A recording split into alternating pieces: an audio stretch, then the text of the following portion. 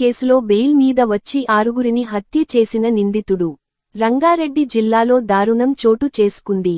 షాబాద్ మండలం దైవాలగూడలో తన కూతురిపై లైంగిక దాడికి పాల్పడిన రాజ్ కుమార్, 28 అనే వ్యక్తిపై మే 16వ తేదీన ఫిర్యాదు చేసిన బాధితురాలి తల్లి.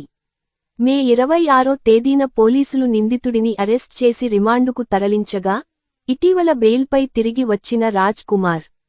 బెయిల్పై తిరిగి వచ్చిన అనంతరం తనపై పోక్సో కేసు పెట్టారని కక్షతో, కేసు పెట్టిన బాలికతో పాటు, బాలిక తల్లి, బాలిక నానమ్మలతో పాటు, తన భార్య సరిత, తన 2 పిల్లలను దారుణంగా హతమార్చిన రాజ్ కుమార్.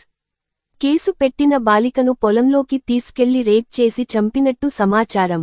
ఈ విషయానికి తెలిసి పోలీసులకు సమాచారం ఇచ్చిన రాజ్ కుమార్ తల్లిదండ్రులు ఘటనా స్థలానికి చేరుకుని కేసు నమోదు చేసి దర్యాప్తు చేస్తున్న పోలీసులు